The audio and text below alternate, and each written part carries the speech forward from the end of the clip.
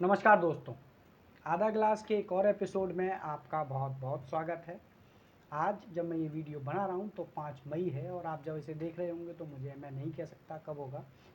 सबसे पहले मैं अपने इस चैनल के माध्यम से ग्लास के दोनों पहलुओं को शॉर्ट में आपके सामने रखना चाहता हूँ। सबसे पहला पहलू है पश्चिम बंगाल में एक नई सरकार बन गई है और तृणमूल कांग्रेस को इसके लिए बहुत बहुत बधाई। दूसरे पहलू में होगा बंगाल और बंगाल के अलावा दूसरे राज्यों पर पड़ने वाले इसके असर और साथ में केंद्र द्वारा कोरोना को लेकर किस तरह की गाइडलाइंस जारी कर दी गई हैं और क्या आगे उसके परिणाम हो सकते हैं, राजनीतिक पहलू और दूसरे विषय गिलास के दूसरे हिस्से में होंगे। तो सबसे पहले विषय पर चलते हैं। पश्चिम बंगाल में एक नई सरकार आ गई है। तृणमूल कांग्रेस एक बार फिर से सत्ता पर काबिज हो गई है और आज मुख्यमंत्री के तौर पर तीसरी बार ममता बनर्जी ने शपथ ले ली है। शपथ ग्रहण समारोह के बाद राज्यपाल, जैसा कि राष्ट्रपति देश के अंदर वैसे ही ठीक उसी तरह एक सुप्रीम पावर होता है राज्यपाल किसी भी राज्य में, राज्यपाल ने उन्हें बधाई भी दी और साथ में कड़ा संदेश भी दिया कि सरकार को किस तरह से संविधान के तौर पर उन्हें राज्य में क्रियान्वित करना है या चलाना है। और ऐसा उन्होंने पहली बार जहाँ तक मुझे याद है, पहली बार ऐसा हुआ है कि खुले मंच पर इतने सारे कैमरों के सामने किसी भी राज्यपाल ने मुख्यमंत्री को इस तरह की नसीहत दी हो। चलिए, ये तो था तो एक अच्छी बात है, एक अच्छा फैसला है और मैं इस बात का बहुत समर्थन करता हूँ। लेकिन साथ ही साथ मैं ये भी कहना चाहता हूँ, उसके बाद मुख्यमंत्री ने जिस तरह से माइक पकड़कर अब उस बात का जवाब दिया या फिर उन्होंने कहा कि बीते 3 महीनों से, यानी जब से चुनाव प्रचार शुरू हुआ तब से लेकर के और इस समय तक, यानी कि जब ये हिंसा हुई उनकी सरकार नहीं थी तो वो इस बारे में कुछ नहीं कह सकती, लेकिन उन्होंने आज शांति की अपील की। मैं इस बात के लिए उनको बहुत बहुत धन्यवाद देता हूँ। लेकिन ये कह देना कि जो कुछ भी हो रहा है या जो कुछ भी आगे हो रहा है इस तरह का आगे नहीं होगा या लोगों से शांति की अपील पर, मैं सिर्फ यही कहना चाहता हूँ कि दीदी, ममता दीदी, आपको सब दीदी के नाम से कहते हैं और आपने देश के कई सारे वरिष्ठ और उच्चतम पदों पर अपनी सेवाएं दी हैं और आप 15 साल से, आप कोई नई मुख्यमंत्री नहीं हैं और आप के पास 10 साल से ज़्यादा का या 10 साल का अनुभव है। आप एक भारत के बहुत बड़े राज्य को संभाल रही हैं और आगे 5 साल के लिए जनता ने फिर आपको जनाधार दिया है, तो आपको इस तरह की भाषा शोभा नहीं देती। चुनाव में जो कुछ भी हुआ या जो कुछ भी होता है उसको लेकर मैं नहीं कह सकता, लेकिन आपसे एक ही बात कहूँगा कि आप दीदी हैं, आप दादा नहीं। तो दादागिरी से अच्छा है कि आप दीदी बने और सबको अपना प्यार दें, बंगाल को देश के बेहतर राज्यों में सबसे आगे लाएं और लगातार आप यहाँ की मुख्यमंत्री बने और बंगाल उन्नति और प्रगति के नए शिखर को छुए, मैं ऐसी आशा करता हूँ। लेकिन बंगाल, क्योंकि लॉकडाउन है, मैं कहीं गया तो नहीं, लेकिन टीवी चैनल और दूसरी चीज़ों से, दूसरे माध्यमों से जैसा मुझे पता चला तो 3 तारीख से लेकर के, यानी 2 तारीख को जब रिज़ल्ट आए तो 3 तारीख से लेकर के आज 5 तारीख तक पश्चिम बंगाल में 17 लोगों की जान गई है। कुछ टीवी चैनल्स कह रहे हैं कि 9 भारतीय जनता पार्टी के समर्थक थे और कुछ कह रहे हैं 11 भारतीय जनता पार्टी के समर्थक थे। तृणमूल के 4 और जो दूसरा फ्रंट है LIJF वाला, उसका 1 और 2 या 3 जो भी बाकी बैलेंस बचता है वो आम आदमी मारे गए। लेकिन आज भारतीय जनता पार्टी ने जो कुछ किया उस पर मेरा एक सवाल है, आप लोगों से मैं पूछना चाहता हूँ, आप लोग भी सबसे पूछिएगा। भारतीय जनता पार्टी ने आज 5 मई को देश भर में एक राष्ट्रव्यापी धरना दिया बंगाल में जो हिंसा हो रही है उसके लिए, और उसके जो समर्थक, उसके जो कार्यकर्ता जो इस पूरी घटना के दौरान मारे जाते हैं उनकी शांति के लिए ये प्रदर्शन होता है, ये धरना होता है और सभी जगह शांति प्रिय रहा, ये बहुत अच्छी बात है। लेकिन मैं सिर्फ एक ही प्रश्न पूछता हूँ, क्या भारतीय जनता पार्टी को केवल और केवल भारतीय जनता पार्टी के समर्थक या कार्यकर्ताओं से ही मतलब है? कोरोना के दौरान देश में रोज जो सरकारी आंकड़ा आ रहा है वो 3,500, 3,000 और 4,000 तक मौतों का है। क्या वो भारत के नागरिक नहीं है? क्या उन्होंने भारतीय जनता पार्टी को वोट नहीं दिया? क्या उन्होंने भारत सरकार, भारत के निर्माण में कोई योगदान नहीं दिया? क्या एक बार भी भारतीय जनता पार्टी को देश की सबसे बड़ी पार्टी, केंद्र सरकार, केंद्र सत्ता पर काबिज पार्टी के तौर पर 2 मिनट का भी शोक ऐसे लोगों के लिए नहीं रखना चाहिए? अगर उसके 4 लोग या 10 लोग या 20 लोग या 50 लोग कार्यकर्ता, खैर एक भी अगर जाता है तो दुख होता है, गम होता है, और मैं उस चीज़ को समझ सकता हूँ, क्योंकि इस कठिन समय और कठिन परिस्थिति में मेरे भी अपने शुभचिंतक, मैंने अपनों को भी खोया है, तो मैं इस दुख को समझ सकता हूँ। लेकिन भारत का हर एक नागरिक अपना है, और भारतीय जनता पार्टी जो देश की सबसे बड़ी पार्टी है, लीडिंग पार्टी है, उसे देश के लोगों के लिए भी सोचना चाहिए। चलिए, ग्लास का दूसरा पहलू, जिस ओर मैं कहना चाहूँगा कि एक विपक्षी दल, आप उसे विपक्षी कहें या जो भी कहें, प्रियंका गांधी ने एक ट्वीट किया। जी हाँ, ये ट्वीट प्रियंका गांधी जी का जो मैं आपके सामने पढ़ रहा हूँ, जिसमें उन्होंने कहा, जब देश में लोग ऑक्सीजन, वैक्सीन, हॉस्पिटल बेड और दवाओं की कमी से जूझ रहे हैं, तब सरकार 13,000 करोड़ का पीएम का नया आवास घर बनवाने की बजाय सारे संसाधनों को लोगों की जान बचाने में डाले तो बेहतर होगा। इस तरह के खर्चों से पब्लिक को मैसेज जाता है कि सरकार की प्राथमिकताएं किस दिशा में हैं।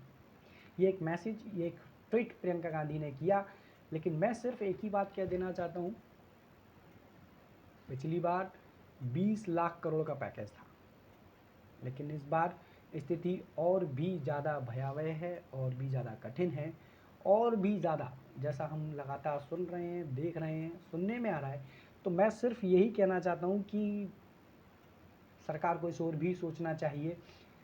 क्योंकि सेंट्रल विस्टा प्रोजेक्ट जिस तरीके से लगातार जारी है, मैं सिर्फ एक ही बात कहना चाहूँगा, अगर आम लोगों को या आपको नहीं पता हो तो, सेंट्रल विस्टा प्रोजेक्ट के तहत लॉकडाउन में भी लगातार काम जारी रहा, क्योंकि इसकी डेडलाइन 2022 की है, और इसे तब तक पूरा कर देने के लिए हर संभव प्रयास सरकार कर रही है, क्योंकि ये केंद्र सरकार की एक महत्वाकांक्षी योजना है। सेंट्रल विस्टा प्रोजेक्ट, अगर आप लोगों को नहीं पता हो तो एक शॉर्ट में मैं आपको उसका परिचय दे देता हूँ। दिल्ली में इंडिया गेट से लेकर के और राष्ट्रपति भवन तक के बीच जो रास्ता है, जो लगभग 3 से 3.5 किलोमीटर का है, इसके दोनों ओर जो लेफ़्ट और राइट में सड़क के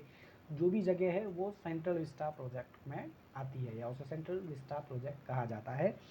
और आपको बता दूं, 1962 में जो मास्टर प्लान दिल्ली में बनाया गया था, उसके तहत कहा गया था कि ये भारत की धरोहर है, क्योंकि इंडिया गेट और राष्ट्रपति भवन के बीच का जो रास्ता है, या जो सीधी सड़क गई हुई है, वो एक धरोहर है भारत की। और अगर यहाँ कभी भी कुछ भी और किसी भी रूप में छेड़छाड़ की जाएगी, तो उसका सबसे पहले ये अध्ययन किया जाएगा कि आने वाले 25 सालों तक इस पर किस तरह का काम रहेगा, सड़क की चौड़ाई कितनी रहेगी, सीवेज प्लान, ट्रीटमेंट प्लान और बाकी सारी चीज़ों का अध्ययन करने के बाद ही यहाँ पर किसी तरह का कोई भी तोड़ फोड़ या कोई काम किया जा सकेगा। लेकिन सरकार की महत्वाकांक्षी योजना है, जिसके तहत यहाँ काम चल रहा है। मैं सिर्फ एक ही बात कहना चाहता हूँ, मुझे कभी कभी ऐसा लगता है कि जब मैं आगरा से आता हूँ, तो मैं ये कह सकता हूँ, मुझे कभी कभी ऐसा लगता है कि मैं जब ताजमहल देखने जाता हूँ, तो ताजमहल के बाहर एक पत्थर है जिस पर लिखा हुआ है कि ताजमहल का निर्माण शाहजहाँ ने करवाया है, मुमताज़ बेगम जो उनकी थी, उनकी याद में करवाया है, और उसका नाम मुमताज़ महल है, जिसे हम ताजमहल के नाम से जानते हैं।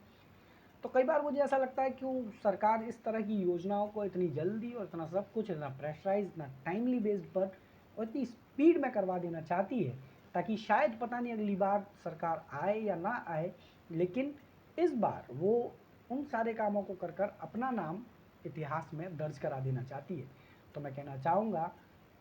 प्रधानमंत्री की सत्ता, प्रधानमंत्री जी जब सरकार में आए, नरेंद्र मोदी जी जब इस प्रधानमंत्री की कुर्सी पर बैठे, तो भारत के इतिहास में स्वर्णिम अक्षरों में पहले ही लिखे जा चुके हैं। तो उस बात के लिए इतना सब कुछ करना मुझे नहीं लगता कि बहुत ज़्यादा ज़रूरी है, क्योंकि इस समय सबसे ज़्यादा ज़रूरी है भारत में रह रहे लोगों को बचाना। राहुल गांधी ने भी एक ट्वीट किया, जिसमें उन्होंने कहा कि एक न्याय व्यवस्था, जैसा कि उन्होंने अपने घोषणा पत्र में 2019 में कहा था, कि प्रयास यही रहेगा कि हर व्यक्ति को कम से कम 6,000 रुपये हर महीने मिले, 72,000 रुपये साल में हर व्यक्ति को मिलने चाहिए। और उन्होंने फिर एक ट्वीट किया जिसमें उन्होंने कहा कि न्याय व्यवस्था को लागू किया जाए जिससे हर व्यक्ति को कम से कम रोटी मिल सके। लेकिन सत्ता है, राजनीति है और ये सब कुछ चलेगा। चलते चलते सिर्फ एक और छोटा सा बात मैं आप लोगों के साथ शेयर करना चाहूँगा। मेरे पास व्हाट्सएप पर एक मैसेज आया जिसमें तृणमूल कांग्रेस के 37 विधायकों का नाम आया और सारे के सारे मुस्लिम थे, और वो कहते हुए आया कि ब्राह्मण बाहुल्य या हिंदू बाहुल्य क्षेत्र से और मुस्लिम जीत गए, हिंदू एक नहीं है, हिंदू मुस्लिम में एकता नहीं है, और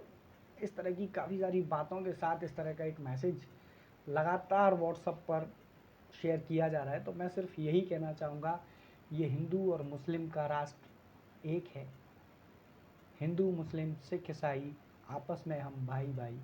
इस तरह की कहानी आप लोगों ने स्कूल और कॉलेजों में पढ़ी होगी, लेकिन मुझे लगता है कि ये सिर्फ स्कूल और कॉलेजों तक ही पढ़ाई गई है। मैं सिर्फ यहाँ पर ये कहना चाहता हूँ कि फिर से देश में हिंदू मुस्लिम शुरू हो चुका है। थोड़े दिनों बाद आपके बीच फिर आएंगे और ये यही कहेंगे कि हिंदू खतरे में है, हिंदुत्व खतरे में है और हिंदुओं को बचाइए, भारतीय जनता पार्टी को वोट दीजिए। आप समझदार हैं और समझदारी का एक परिचय इस बार उत्तर प्रदेश में हुए पंचायती चुनावों में देखने को मिला है, जिसमें भारतीय जनता पार्टी दूसरे नंबर की पार्टी बन गई है समाजवादी पार्टी, क्योंकि लोगों को बीजेपी का अगर कोई विकल्प चाहिए था तो उन्होंने ऐसे में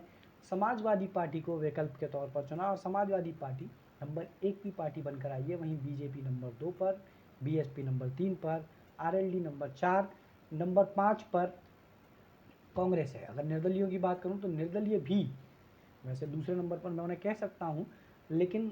सब जगह अलग अलग और अलग अलग वो रहते हैं, तो पार्टियों को विशेष प्रमुखता दी जाती है। भले ही पंचायती चुनाव में पार्टियां अपना सिंबल नहीं देती, लेकिन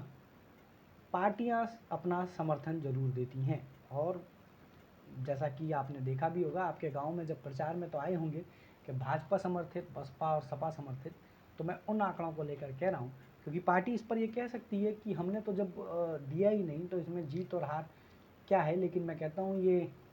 2022 के ट्रेलर के बाद अब 2022 की जंग की शुरुआत हो चुकी है और बंगाल ख़त्म होते होते इसका नया रूप हिंदू मुस्लिम आपके सामने देखने को मिल ही चुका है। और जो 17 मौत हुई हैं उन सबको मेरी श्रद्धांजलि, मैं अपने श्रद्धा सुमन अर्पित करता हूँ। लेकिन यही कहता हूँ कि देश में हिंदू मुस्लिम फिर शुरू हो चुका है। आप समझदार हैं, जागरूक रहिए, सचेत रहिए, देखते रहिए आधा न्यूज़ और सोच, जैसा कि इस चैनल का टाइटल भी है आधा ग्लास सोच आपकी, सुनते रहिए मुझे अनुज शर्मा को। और वीडियो अच्छा लगा हो या बात आपके दिल को छुई हो तो इस को दूसरे दोस्तों के साथ शेयर कीजिए, लाइक कीजिए, चैनल को सब्सक्राइब कीजिए, बेल आइकन दबा देंगे तो सारे नोटिफिकेशन आपके पास आते रहेंगे। अगले चैनल में या अगले वीडियो में आपसे फिर मुलाकात होगी किसी नए विषय, किसी नए टॉपिक के साथ। तब तक मुझे अनुज शर्मा को दीजिए इजाज़त। नमस्कार।